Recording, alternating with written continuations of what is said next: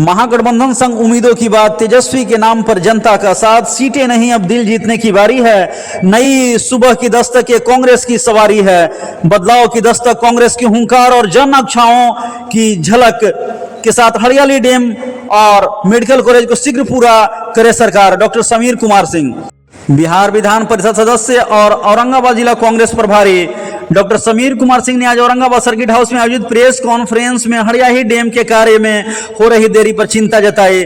उन्हें यह भी बताया कि यह महत्वपूर्ण परियोजना को तेजी से पूरा किया जाना चाहिए ताकि आम जनता को इसका लाभ मिल सके। उन्होंने औरंगाबाद में प्रस्तावित मेडिकल कॉलेज को लेकर भी सरकार को घेरा और कहा कि यह योजना अधर में लटकी हुई है, जिसे अब और टालना उचित नहीं। यदि उसे देव प्रखंड में स्थापित किया जाए तो यह अधिक लाभकारी सिद्ध होगा।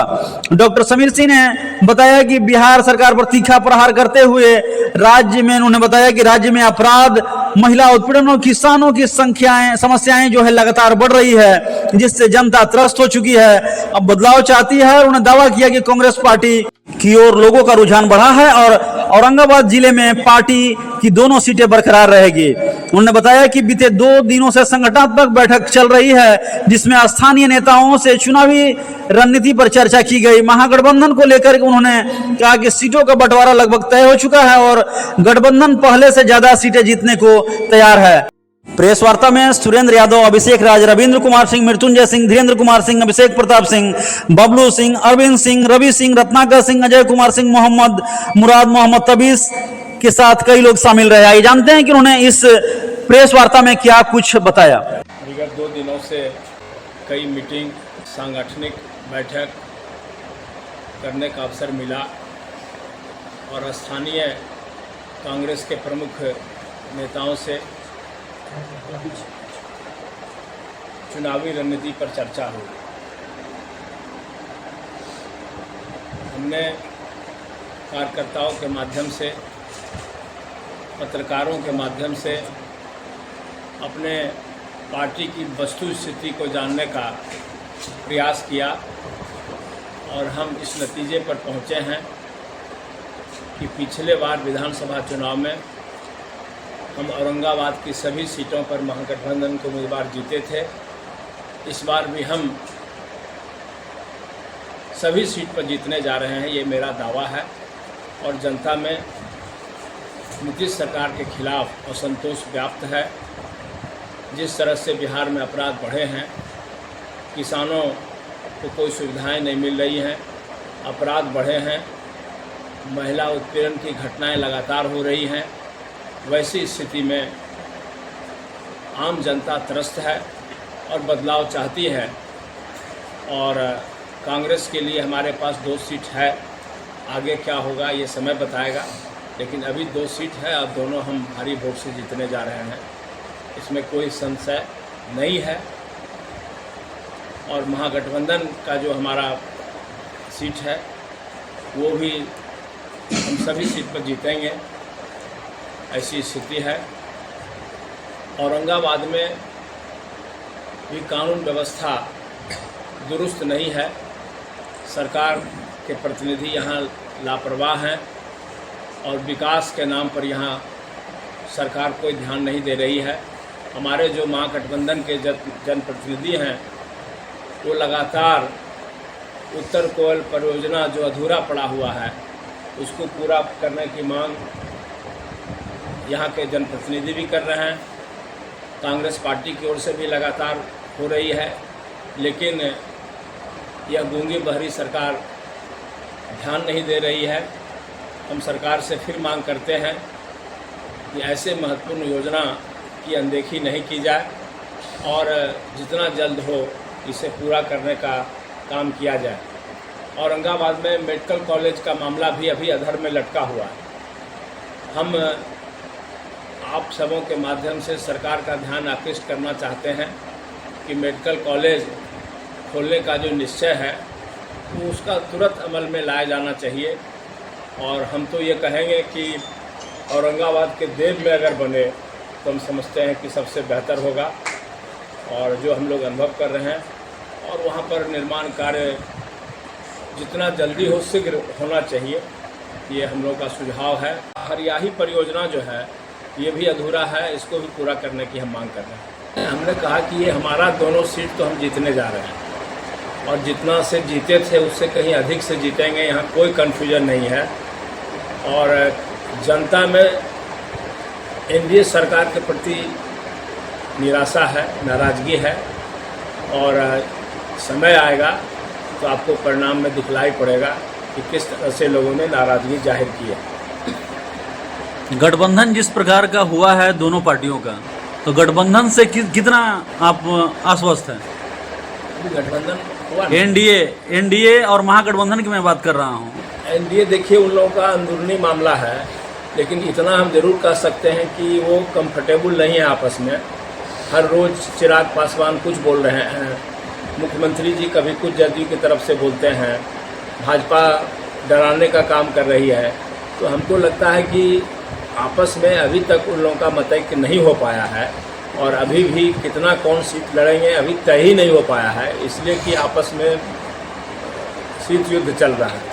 महागठबंधन से आपका तालमेल बढ़िया हो चुका है या सीटों को लेकर के है कि जो वो दे देगा वो रख लेंगे? हम लोगों में कोई मतभेद नहीं है।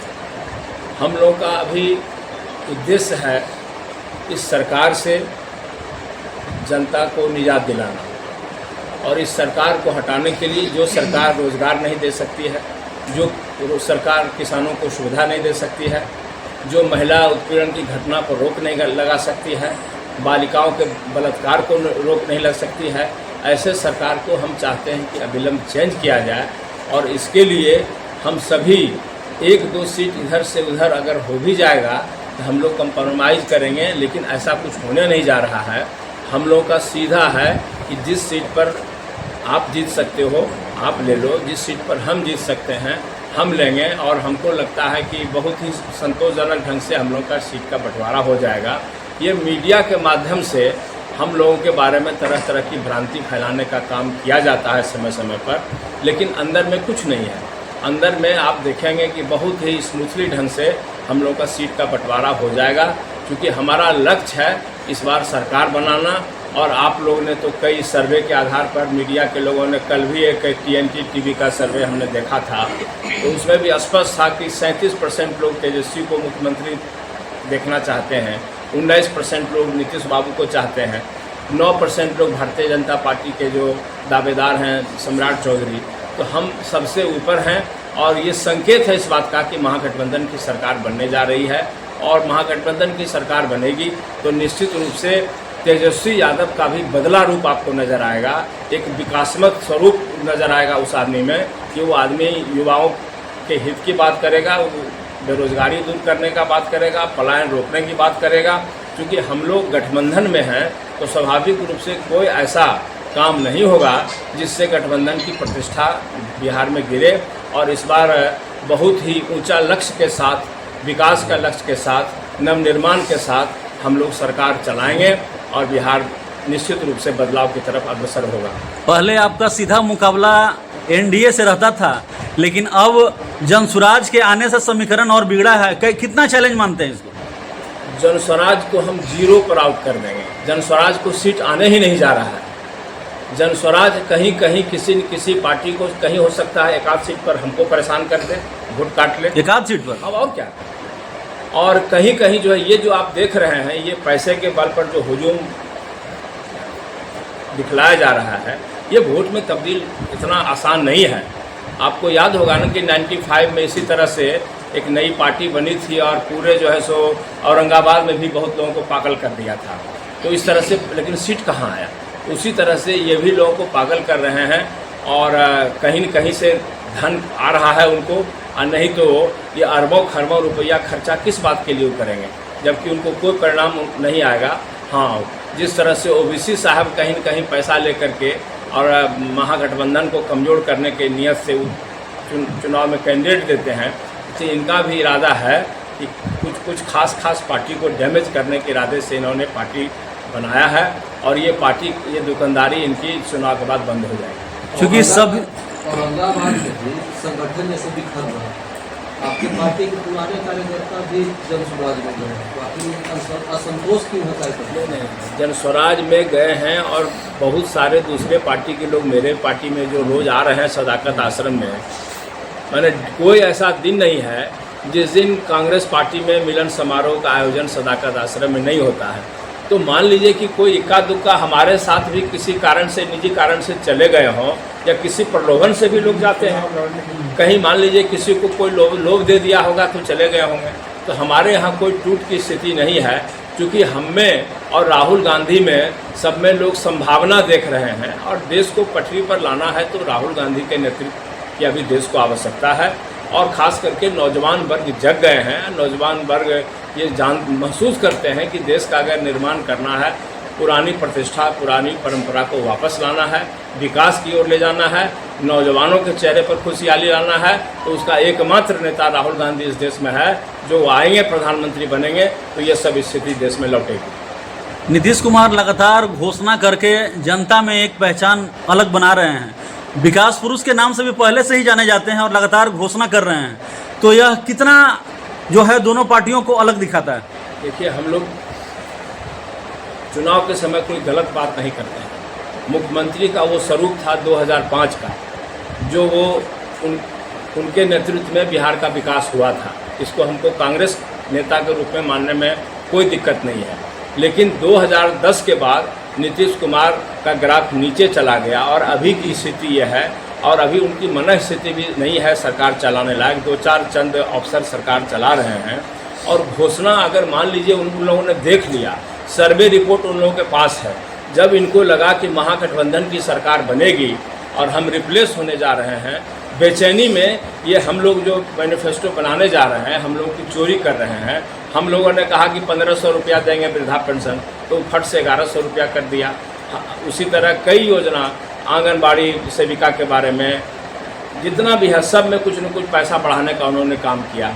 बिजली के बारे में हम लोगों ने कहा कि 200 यूनिट हम लोग फ्री देंगे, तो फटाक से 125 यूनिट। ठीक है, आपने मांग की और वो मांग पूरा हुई। नहीं, अगर ये जनता के लिए इतना ही दर्द था, तो 5 साल पहले जब बने थे मुख्यमंत्री, तो उसी समय बिजली फ्री करते, उसी समय लोगों का मानदेय बढ़ा देते, उसी समय वृद्धा लोगों का पेंशन बढ़ा देते। आज जब देख रहे हैं कि हमारी घोषणा और हमारा जो संभावित जो अभी चुनाव मैनिफेस्टो आने जा रहा है, वो आपको देखने के बाद पता चलेगा कि तहलका मचेगा बिहार में कि हम क्या करने वाले हैं। हमारी सरकार बनती है, अभी हम नई राज खोलेंगे, लेकिन जब मैनिफेस्टो हमारी बन के आएगी महागठबंधन की, तो आपको लगेगा कि मैनिफेस्टो जो बना है बिहार के हित में है, और उसको हम लोग इम्प्लीमेंट करेंगे। क्योंकि राहुल गांधी के नेतृत्व में जहाँ भी कांग्रेस की सरकार बनी है, जहाँ भी महागठबंधन की सरकार बनेगी, तो हम लोग कोई कंप्रोमाइज़ नहीं करेंगे। मैनिफेस्टो को हर हाल में लागू करेंगे, क्योंकि जो हम वादा करते हैं वो करते हैं। गठबंधन और मैनिफेस्टो दोनों में से किसको महत्वपूर्ण मानते हैं और क्यों? मैनिफेस्टो जब हम लोग संयुक्त रूप से बैठ के बना रहे हैं, तो हमारे गठबंधन के सभी पार्टियों के लोगों के लिए बराबर का महत्वपूर्ण वो हो गया। अलग अलग क्या, हमारे लिए कोई महत्वपूर्ण है? माई बहन योजना हमने कहा कि 2500 रुपया देंगे अगर हमारी सरकार बनेगी। तो सरकार बनेगी तो उसमें राजद का भी उतना ही वही भाव है जो हमारा भाव है, उसमें वाम मोर्चा के लोग भी उसका समर्थन कर रहे हैं। तो जब हम लोग एक भाव से, सर्वसम्मति से ये कार्यक्रम तय कर रहे हैं कि ये मैनिफेस्टो हमारा होगा, तो फिर उसमें स्वाभाविक रूप से हम लोग मिल बैठ के उसको लागू करेंगे। उसमें अलग अलग कहाँ है, गठबंधन अलग है और मैनिफेस्टो अलग है, ये बात नहीं है। दोनों एक दूसरे से जुड़ा हुआ है। प्रदेश अध्यक्ष हैं कांग्रेस से यहाँ, तो क्या लगता है मुख्यमंत्री का भी चेहरा वो होंगे? देखिए, अभी इस पर कोई महागठबंधन में बात नहीं हुई है, लेकिन ये हम इतना आपको संकेत देते हैं कि राजेश राम अगर यहाँ से दोबारा जीत के जाते हैं तो उनमें पूरी संभावना है। राहुल गांधी ने सोच समझ के औरंगाबाद जो कांग्रेस की धरती रही है, कांग्रेस का गढ़ रहा है, वहाँ किसी दलित नेता को अगर बनाया है तो कुछ सोच समझ के उन्होंने कार्यभार दिया है। राजेश राम को आगे बढ़ने की हम कांग्रेस पार्टी में अभी पूरी संभावना है। वो क्या बन जाएंगे इसकी भविष्यवाणी करना इतना आसान नहीं। कितनी सीटें जीतेंगे बिहार में आप? हम सरकार बनाने जा रहे हैं, सरकार जितनी संख्या चाहिए उससे हम बहुत ज़्यादा जीतने जा रहे हैं। कांग्रेस कितनी सीटें जीतेगी? कांग्रेस जीतेंगे, कांग्रेस तो हमको लग रहा है कि अब संख्या तो हम नहीं बता सकते हैं, लेकिन अधिकांश सीट इस बार हम लोग जीतने जा रहे हैं। इस बार कोई ऐसी रणनीति हमारी नहीं रहेगी, कोई ऐसी चूक हमारी नहीं रहेगी कि हम सीट हार जाएं। हम मैक्सिमम सीट जीतेंगे। ऐसे राजनीति में कोई कारण हो जाता है, कोई उम्मीदवार कभी कुछ गलत बात बोल देता है, उसके चलते नुकसान हो जाता है, वो सब अलग परिस्थिति है। लेकिन सीट हम लोग जीतने जा रहे हैं वो माहौल बता रहा है।